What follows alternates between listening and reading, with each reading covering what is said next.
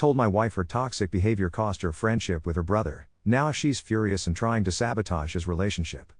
This all goes back to last Christmas, when my wife 29 and I, 29 first met my brother-in-law Peter's 20 girlfriend Sheila, 23. For some context, my wife comes from a big family, 5 siblings in total, and out of everyone, she has always been the closest to Peter. Their bond is tight. Peter used to come over to our house at least twice a week. He even had a spare set of keys in case of emergencies, and we had a key to his apartment as well. It was a good rhythm, until last October when things shifted. I first noticed Peter was showing up less, but it didn't really faze me until my wife pointed out he was barely even replying to her texts. That set off alarms, since Peter has wrestled with depression in the past and tends to isolate when he's feeling low. So one night, after my wife reached his voicemail 4 times in a row, and even his parents said they hadn't heard from him, real concern set in. We decided to drive to his place and use our emergency key. I was bracing myself for the usual signs of a depressive episode: a messy apartment, stale air. But when we walked in, I was hit with the scent of a Bath and Body Works store, and the apartment was spotless. It immediately felt different. Then my wife started snooping around and found silk sheets, high-end women's clothes, skincare items, new appliances, meal preps in the fridge, the works. That's when the realization hit: Peter had a girlfriend. After we got home, my wife wasted no time texting him, admitting we'd been by his place and straight up asking why he hadn't told us he was dating someone. Peter called back later and apologized for being distant.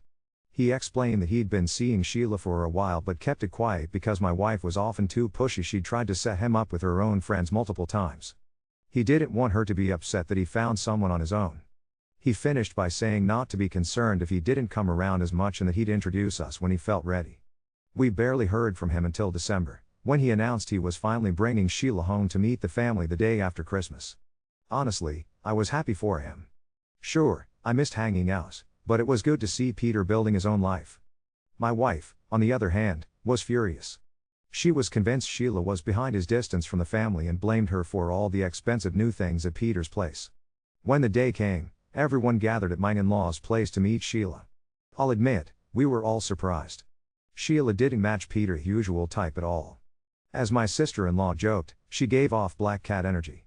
But from what I saw, Sheila was perfectly pleasant, friendly, helpful in the kitchen, cracking jokes, and Peter seemed genuinely happy. He was talking about eating healthier, craving less processed food, and how Sheila took him on her runs. But the whole time, my wife looked obviously annoyed.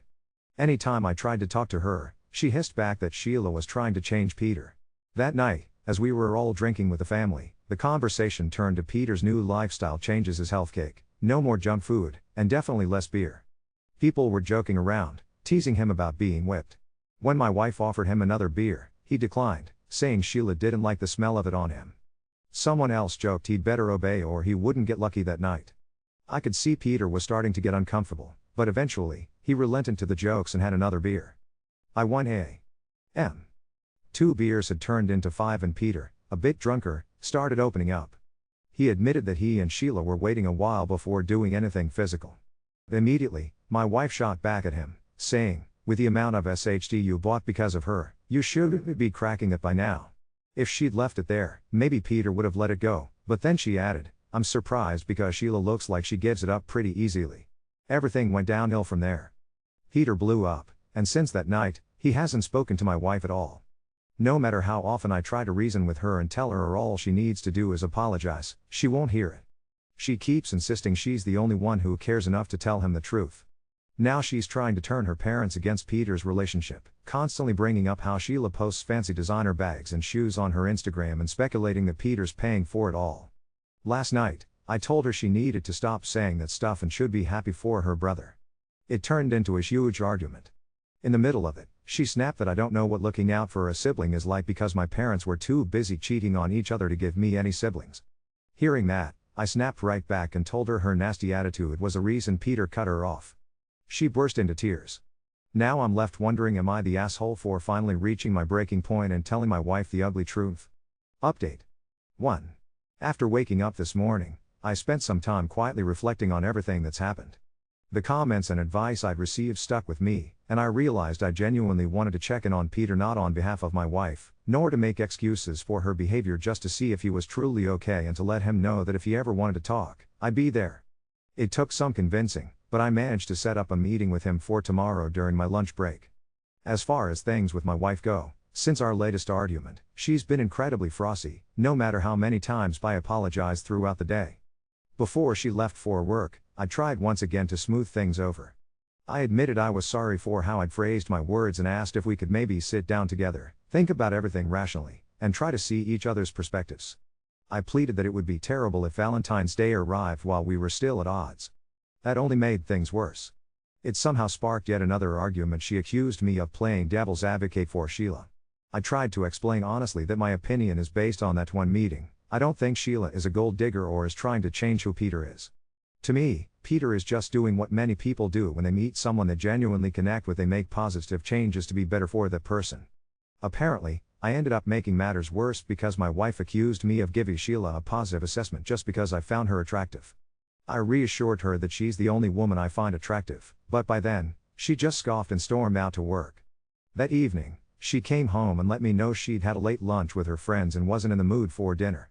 When I tried to bring up our earlier discussion, she told me pointedly that she now knows I would never take her side or trust her instincts. She said she couldn't believe I don't see why she is so concerned for Peter, and then went straight to bed. So, that's where things currently stand. Tomorrow, I'll be catching up with Peter, and I'll see where things go from there. Update. Chew. Hey, it's been a while since everything blew up, and honestly, I wish I had some happier news to share. Lately, it feels like every time I try to put myself back together, I just get knocked further off track. Meeting Peter for lunch turned out better than I expected. We started off just talking about the usual work and family stuff, letting things warm up naturally before we waded into the topic that's been shadowing everything, his relationship with my wife and how she's been treating him and Sheila. Peter didn't hold back. He told me straight out how out of line my wife was, especially about Sheila. He said if his siblings had let him get a word in during the family holiday drama, he would have told them that Sheila has her own money and buys anything she wants. Turns out, she runs a small business back in her home country and is doing well for herself here too. Yeah, he buys her gifts sometimes, but who doesn't in a relationship? He really emphasized that Sheila isn't with him for money and that they genuinely enjoy each other. One thing I wasn't expecting: Peter told me he'd actually asked Sheila to move in with him, but she turned him down. Not because she didn't want to, but because she doesn't believe in living together before marriage, and she felt it was just too soon. She didn't want him to feel suffocated either. They've been dating for about 9 months, and while that seems a little quick to me, they are both adults. They can move at their own pace. Out of concern, and maybe because some doubts were circling in my head, I carefully brought up some things to Peter, reminding him I was there if he needed to talk, and that I was glad he and Sheila were getting to know each other seriously before taking the next step. Peter just shrugged it off and said they both wanted to wait because Sheila doesn't have much experience yet in that area of life. After hearing that, I just stopped worrying whatever their timeline is. As long as Peter is genuinely happy and not being manipulated, that's all I care about. I wondered if Sheila had adapted for Peter, too. According to him, she's changed her diet a bit to try his favorite food from his go-to takeout every few weeks, and she watches videos about fish because he's into aquariums. It seemed like both of them were learning and growing to make their relationship work. The conversation eventually circled back to my wife. Before Peter blocked her, she'd sent him a barrage of angry messages, ranting about how Sheila was wrong for him and accusing Sheila of isolating him from the family. Peter actually laughed about it, telling me Sheila had gone out of her way to make sure he stayed connected to friends and family. She even cooked for his friends on Super Bowl Sunday and then left so he could hang out with them alone. That's the kind of person she is. But the messages got uglier. My wife even accused Sheila of being after Peter just for citizenship, wanting to escape her third world country. That was Peter's breaking point. That message convinced him to block her. He told me Sheila has been a citizen for years and owns a pretty good house herself back home. He also said that Sheila has been more open to forgiving my wife than he has. Sheila's very family-oriented, and she hates that anyone thinks she's pulling Peter away from his family. And then there was my marriage. My wife doesn't know I met with Peter on Friday, and I honestly haven't told her. When I got home that night, she was already in a mood because of something a friend said, so dinner was tense. I stayed clear of talking about Peter and Sheila, but my mind wouldn't let go of the things she'd said, especially how she talked about Sheila's background. My wife can be harsh when she's angry, but this was next level, borderline bigoted, and it hit me hard. My own mother came here for a new life. My wife knows this, and she knows how much I respect my mother's sacrifice and bravery. Hearing my wife talk like that was just disgusting. Saturday, everything came to a head. Things were calm, not great, but suddenly my wife launched into another rant about Peter. I tried to shut it down, told her I knew she was upset, but that maybe, if she ever wanted to rebuild her relationship with her brother, it couldn't happen on Valentine's Day. She went quiet, which I thought meant she'd finally let it go. Nope, she was just scrolling through Sheila's Instagram. I tried distracting her, suggesting we talk about where we were going for dinner, asking about dessert, but she brushed me off and just kept obsessing over her brother's girlfriend. Finally, I snapped and told her it was weird to be this obsessed. She accused me of not caring about her or her family, saying I was just allowing her brother to be taken advantage of. I tried to stay calm and told her I did care, but I also trusted Peter to make his own decisions. I told her the simplest way to fix everything was to apologize to Peter and ask to get to know Sheila. She absolutely refused, saying she already knew the type girls who survive off nuts and shitty low-carb food. At that point, I just gave up. I told her she'd drive herself crazy if she kept this up. We did end up going out for Valentine's Day, but the whole night was tense and joyless. The wedge in our marriage isn't shrinking. If anything, it's only grown wider. This evening, when she gets home, I'm going to sit down with her and ask if we can go to couples counseling together or, if she prefers, individual therapy. These feelings and this tension are becoming too much for me to handle on my own. I really hope that my next update will bring some better news. Update 3.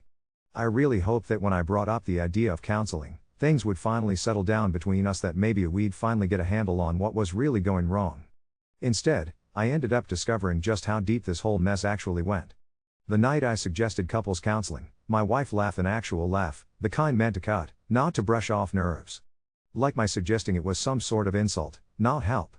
She declared that therapy was for couples with actual marital problems, and our only issue was that I'd apparently chosen to side with everyone but her. That's exactly why I said we needed to go, because we were talking past each other, not ever really hearing what the other was saying. We bickered for maybe 20 minutes before she clammed up, ending the argument as coldly as she could. The next morning, while I was still hoping for some kind of breakthrough, she told me she'd agree to one session, just one, because she was tired of being painted like a psycho. I scrambled to find a counselor who could fit us in fast, and that session still sticks in my head as one of the most bizarre hours I've spent with her. At first, she was calm, almost eerily so, a polished version of herself, sitting across from me and explaining things in a way that could have seemed reasonable if I hadn't known her so well. She told the counselor she was overprotective of Peter, that he had struggled a lot in the past, and that he becomes deeply attached to people. She claimed everyone was acting like she was evil just for noticing red flags. The counselor gently pressed her on what those red flags actually were. And that's when a crack started to show, because she kept circling back to things like, Peter had changed too much. He didn't come by like before. He bought different food now, dressed differently, wasn't as available to her. Then the counselor dropped a question that changed everything. She asked my wife, "Do you feel like your brother is in danger, or do you feel like your place in his life changed and you resent the person who represents that change?" For once, my wife had nothing to say. No sharp comeback. She just sat there, eyes brimming, and finally said, "I just don't understand why some girl gets to come in and suddenly I'm the bad guy." Reading those words just now, they sound small, but sitting in that room, it all clicked into place for me. This wasn't about Sheila specifically, or even about Peter, not really. My wife couldn't cope with no longer being at the center of her brother's world. Afterward, she was silent all the way home, no yelling, no accusations about how I must find Sheila attractive, nothing at all. At one point, she actually admitted maybe she'd been too intense. Not wrong, not mean, just too intense. Even that felt like progress. She told me she'd stopped stalking Sheila's Instagram, that she needed a few days to get her head straight. For a brief moment, I thought we'd finally turned a corner. That peace lasted, at most, 4 days. Last Saturday morning, as I was making coffee, Peter called. Immediately, his voice was off. He asked if my wife had ever gotten into any old family pictures of him, or might have had screenshots of messages he'd sent her over the years.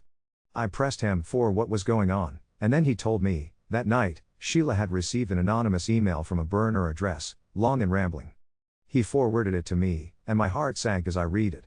The message included old pictures of Peter, one where he was drunk, one passed out after a rough breakup, one where he was crying with everyone else artfully cropped out. There were screenshots of private texts he'd sent revealing his depression, his embarrassment about being reliant on family, his struggles. The email basically tried to convince Sheila she didn't know who she was with, that Peter was unstable, obsessive, that she should run before she gets trapped.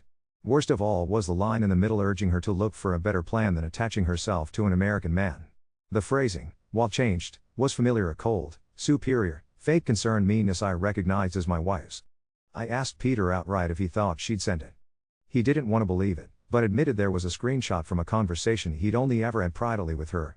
Storming upstairs, I went straight to the spare room where my wife sometimes worked. Her work laptop was gone, but the family MacBook was open. She'd used it when hers froze earlier that week. I checked and found the evidence. She logged out of her usual email but left the burner one open, complete with drafts, deleted pictures, and everything else sitting right there in the trash. When she got home, I didn't waste any time. Laptop open on the table, I asked if she'd sent that email. She looked at the screen, looked at me, and instead of denying it, she just put down her bag and said, "Good, now you know. I lost it." I asked her what the hell was wrong with her. She claimed she was done being ignored, and if Peter wanted to make her out to be a monster, then at least Sheila would now know the truth too. I demanded to know how weaponizing Peter's depression and private messages counted as truth. She insisted if Sheila was truly so loving, she should be able to handle the ugly parts. I shot back that it was never her decision to make, and those weren't her stories to share. Then she said, and these are her words, "Exactly, well, maybe now she'll think twice before cutting him off from the people who built him back up." That's when something inside me went cold. It hit me. This hadn't been some impulsive, emotional act. She had planned this, gathered photos, dug through old messages, set up a fake account, and sent the most humiliating thing she could imagine to Peter's girlfriend, a woman she'd only met once. I asked her if she understood just how vile her actions were. She started to cry then, but even her tears felt different, calculated, almost, as if she'd already prepared herself for this moment. She wouldn't let it go. She kept pressing her case, insisting that everyone was acting like Sheila was innocent, when really, in her eyes, Sheila was the one who came in and changed everything. She refused to apologize for protecting her brother, insisting that I just couldn't understand because, according to her, I didn't have any loyalty to my own family. She said sometimes you have to get your hands dirty for people you love. I stared straight at her and told her that wasn't love, that was control. The words had barely left my mouth when she slapped her palms so forcefully on the kitchen table that my coffee mug toppled over, rimming the silence with a sharp ceramic sound. She started shouting, calling Peter ungrateful, Sheila manipulative, and accusing me, her husband, of choosing them over my own wife. Something in me broke at that moment. I told her I wasn't staying in the house that night and went to pack a bag. She followed me, her anger dissolving into sobs, and then, just as quickly, icing over again into fury. She told me if I walked out that door, I'd be proving her right about the kind of man I truly was. But I left anyway. I spent the next 2 nights at a friend's place, not really sleeping, just replaying it all over and over in my mind. While I was gone, all hell broke loose in her family. Peter finally told their parents everything, and he forwarded them the email, the one my wife sent. On Sunday afternoon, my father-in-law called me. I barely recognized his voice. It was like he'd aged 10 years in a night. Over and over, he said he hadn't raised his daughter to do something like this. In the background, my mother-in-law was crying. My wife apparently first tried to justify everything, said she only sent the email because no one would listen to her, but when that didn't work, she just accused them all of turning on her for a stranger. Then there was the worst part, the part that really twisted the knife. When I finally talked to Peter again, he told me that the email hit Sheila so hard because he'd actually been planning to propose soon, not that night, nothing too immediate, but soon enough that he'd already bought the ring. He hadn't told anyone. After Christmas and all the drama, he just wanted to keep it quiet and simple. Now, everything is on pause. Not because Sheila dumped him, she didn't, but because she feels totally exposed and humiliated, and Peter feels like his own family used his worst moments against him as ammunition. Hearing that sat heavy in my chest. The guilt is indescribable. I know I didn't cause it, but I kept hoping my wife would come to her senses before she did something irreversible. But she crossed that line. She's staying at her parents' house now. Yesterday I went back home just to grab some clothes and work things. The place felt hollow. Too quiet, too stale, even the air seemed to echo. She's been texting a lot, sometimes apologizing for how far it went, and the next moment justifying every part of what she did. That's what I can't get past. If she was genuinely horrified by her own actions, maybe I'd know what to do next. But she still clings to the idea that her intentions excuse everything. The truth is, I have no idea what any of this means for my marriage anymore. A nasty argument, sure, I could get through that. Even unreasonable jealousy or being overprotective, maybe. But scouring 3 years of her own brother's private, vulnerable moments and then using them in an email to try to scare his girlfriend away? That's something else entirely. I'm not sure how you ever unsee that in the person you thought you knew best. Update 4. The last few days have been a complete mess, and somehow, things managed to get even uglier than I could have imagined. My wife had been staying with her parents, and she kept texting me nonstop for days, not just the usual let's talk stuff, but messages that would veer wildly from apologies to accusations. One moment, she'd admit she went too far and wanted to fix things, and the next, she'd flip back and blame everyone else, insisting this wouldn't have happened if we all just listened to her from the start. I drew a line. I told her I wasn't having any real conversation about us until she could actually admit what she did, without attaching some excuse to it. She absolutely hated that. She accused me of asking her to confess to being evil, when all I wanted was for her to call it what it was. The confrontation I'd been dreading came instead from my father-in-law, who called and asked me to come over on Sunday because the immediate family needed to be in one room. He sounded so exhausted, not angry, not loud, just completely defeated. It was clear nothing would get better by avoiding the meeting, so I agreed to go. I arrived to find my wife at the kitchen table. Her face told me she thought this was going to be her shot to explain herself.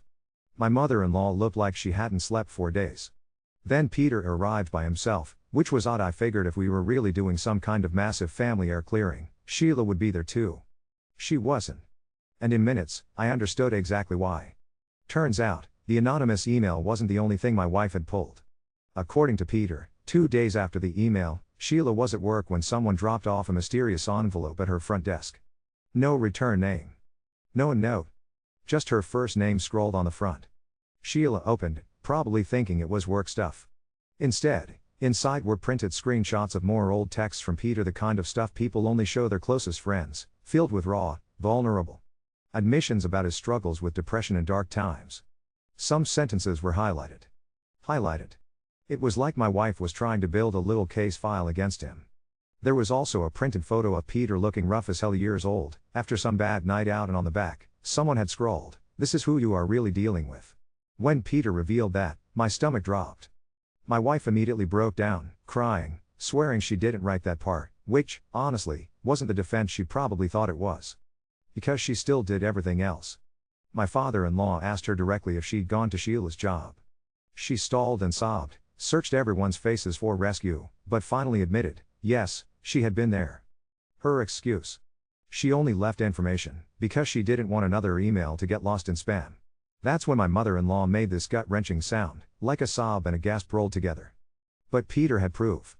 The building where Sheila works had lobby cameras. He didn't just have a dramatic video, but there were stills clear as day of my wife walking in with a big envelope, sunglasses, coat, everyday tote bag. Her car was visible in the parking lot. There was nothing left to debate or deny.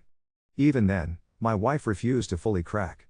She tried to cast herself as the only person willing to do the uncomfortable thing, insisting she hadn't threatened or hurt anyone. She just gave Sheila the information she deserved before marrying into our family. That was the first time anyone said marrying out loud, and the effect on Peter was immediate. His whole face changed. He looked at my wife and, as calmly as anyone could in that moment, asked, "You knew I was going to propose?" My wife froze.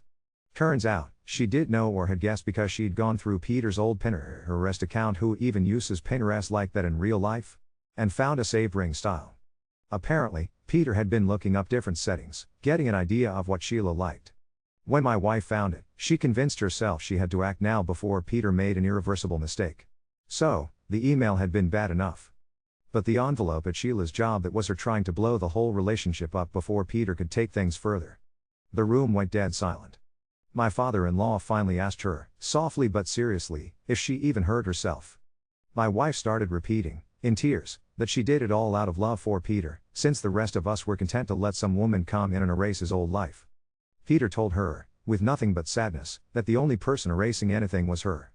She was the one weaponizing the worst parts of his past just to scare Sheila off.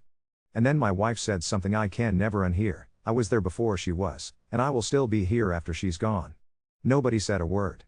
It really was as silent as people say you could hear a pin drop. My mother-in-law began to cry. My father-in-law told my wife to stop talking. Not calm down. Not explain. Just stop.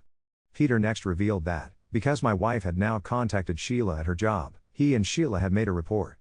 Not some dramatic lawsuit or anything, but an actual harassment report just to start a paper trail. He said he never wanted it to come to this. But the second her workplace got involved, they had no choice. Now Sheila was changing her daily routine because she no longer felt safe, knowing my wife knew where she worked and parked. That hit me harder than I expected. Up until then, I was focused on how cruel this all was, but hearing someone had to change their life because of my wife made it painfully real. When she heard the word report, my wife lost it. She started yelling that Sheila was trying to ruin her life, that this was proof of just how manipulative Sheila was. For the first time, Peter yelled back. No, he shot back, his voice shaking. She ruined her own life the moment she decided to stalk his girlfriend at work like some fucking lunatic. Then my father-in-law stood up and told her she needed help. In the span of about 10 minutes, everything unraveled. It started with my wife thinking that this meeting was finally going to be her chance to explain herself to set the record straight. Instead, her own parents told her, face to face, that they would not keep covering for her, and that unless she could admit what she had done, she couldn't stay in their house either. I watched it all, a slow motion collapse, and then in a heartbeat the family just splintered. She stormed out. I stayed behind for a while. My mother-in-law was sobbing, completely wrecked. Peter looked like he was actually either going to punch a hole through the wall or just throw up. He told us that Sheila had been trying to stay strong, but she was really shaken by all of this, especially since her family had always been so tightly knit. Sheila just couldn't make sense of how someone's own sister could do these things. Peter admitted that he had never shared the full story of his older struggles with depression with Sheila before. Not because he wanted to hide it, but because he felt that it was his story to share, in his own time, in his own way. Now that choice was stolen from him. And that realization hit me deep. Exposing someone's pride at pain is one thing, but to rob them of their timing, their dignity, of how they reveal themselves to those they love, it's another kind of violation entirely. That night, I went home hoping that maybe, after that scene at her parents' house, my wife would finally be faced with reality. I was wrong. She was already in the house when I arrived, and I found 2 suitcases dragged into the bedroom. For a moment, I thought she was packing up to leave. But she wasn't. She looked right at me and said she was moving back and she wasn't going to be made homeless over this psycho bullshit. I told her clearly that I needed space, that after everything that happened that day, I just could not pretend things were normal, or that we could just keep living together as if nothing had changed. She looked at me, dead serious, and asked if I was choosing a foreign stranger over my marriage. I told her I wasn't choosing Peter or Sheila over my marriage. I was choosing not to spend my life with someone who saw humiliation, stalking, and obsession as forms of love. That was the tipping point. There was no going back for me. She started insisting that I was twisting everything, that she never stalked anyone, that just showing up at someone's work one time didn't make her dangerous. Suddenly she switched, breaking down in tears, saying she was scared now, saying everybody hated her and she didn't know where to go. And I'll admit, in that moment, despite everything, I felt a flicker of sympathy. This is my wife after all, and watching someone unravel in front of you is horrifying. But then, right in the middle of her sobs, she said, if she had just backed off in the beginning, none of this would have been necessary. Necessary. That word again, as if this whole mess had just been some awful task she had to complete. That was it for me. I told her, flat, that I had already called an attorney that morning to learn what separation would look like. I hadn't planned to reveal that yet, but once she used the word necessary, I couldn't keep pretending. She stared at me like I was bluffing. Laughed, actually. But when she realized I was dead serious, she went quiet, then asked if I was going to end our marriage over one family dispute. I told her this stopped being a family dispute the moment she started creating fake emails, digging up years-old, vulnerable messages, and sending dossiers to another woman's workplace. The issue wasn't just what she did to Peter and Sheila, it was that at every single crossroads, instead of stopping herself, she kept pushing further and further. By midnight, she left with a couple of bags and some random thing stuffed into a laundry basket. There was no big movie ending, no dramatic last monologue. Just a lot of crying, some muttering about how we'd all regret this, and then the front door shutting behind her. The next morning, I locked everything down, changed passwords, took her off shared accounts, and called the attorney again. That was when I found something that actually made my blood run cold. Going through our office to collect financial paperwork, I found a manila folder shoved behind one of the drawers.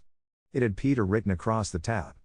Inside were printed screenshots of Sheila's Instagram posts, my wife's handwritten notes about dates and times, and several old family pictures that looked like they had been recently reprinted. It wasn't anything criminally insane, but it was enough to make me realize this was never just a one-time emotional outburst. She'd been collecting all this, quietly building a case, sitting right in our house as if she were just venting or being difficult. I saw Peter yesterday. He looked awful, not in a dramatic, tragic way, but just completely drained. He told me that he and Sheila are still together, but that everything is different now. The engagement ring has been put away, not because he wants to end things, but because the proposal he'd imagined, it's dead. Their relationship is, and he hopes, but that joy is gone. He said he just can't get her something joyful while she still jumps every time her phone buzzes with an unknown number. That stuck with me. Peter also told me he's moving apartments once his lease is up. Not out of fear that my wife will come after him, but because he needs a clean slate, a break from feeling like he's always being watched. Before I left, he gave me a hug and told me he doesn't blame me, but if I want to stay in his life, it has to be completely separate from her. I understood. As for my wife, she's staying with a friend now, because her parents told her she can't come back unless she agrees to real psychiatric help. She's texted me a few times. One was an apology. One asked if I really had spoken to a lawyer. One was a rambling message about how Sheila has manipulated everyone. The same cycle, just coming from another address. I don't know if this ends in divorce, or just with months of awkward limbo. But I know I can't pretend anymore that this is just a rough patch.